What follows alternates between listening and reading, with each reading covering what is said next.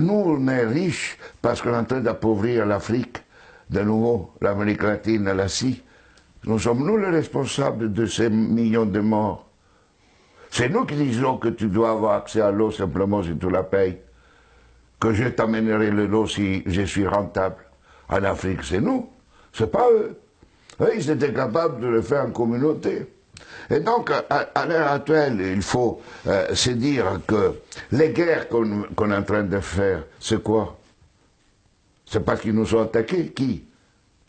Quand Sarkozy a bombardé la Libye, aucun Libyen n'avait attaqué la France. La France n'avait pas été bombardée par personne. Et nous, quand les Américains ont bombardé Bagdad ou l'Irak, parce que c'était l'ennemi du mal, tous ces millions qui sont morts, et tous ces millions de réfugiés syriens, irakiens, etc., c'est qui eux, ils sont voulus. Et nous, on a le courage après de dire, je vais t'aider pour rester chez toi. Hein? Alors qu'on les a créé les conditions pour qu'ils doivent fuir. Et nous, on va dire hypocritement à cette Europe qui hypocritement donne 6 milliards à la Turquie, 2 milliards aux Libyens pour pouvoir tenir les gens qui viennent d'Afrique, où on est en train d'alimenter, nous, les guerres. Mais il faut s'arrêter de se raconter des balivernes ici. Hein? Il faut arrêter. La guerre ne se fait plus parce qu'on tue l'ennemi. La guerre est devenue, grâce à la technologisation, elle était aussi d'avant, mais elle est devenue une activité économique la plus rentable après l'industrie pharmaceutique et l'industrie informatique. On fait la guerre parce que c'est rentable.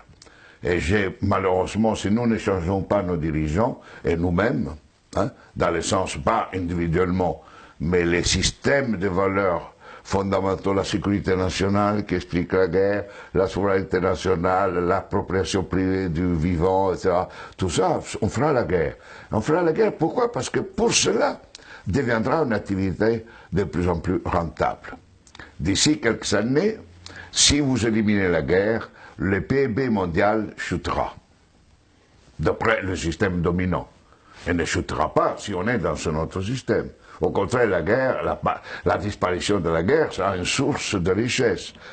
Mais c'est pour cela que les dominants à l'heure actuelle ne veulent pas réduire les armements, ne veulent pas réduire les occasions de guerre. Parce qu'imaginez-vous la France sans la guerre. Que serait comme économie? Imaginez-vous les États-Unis sans guerre, deviendraient les pauvres. Dans des économies pauvres. Donc aujourd'hui, on est entré dans une phase où on fait la guerre parce que c'est rentable.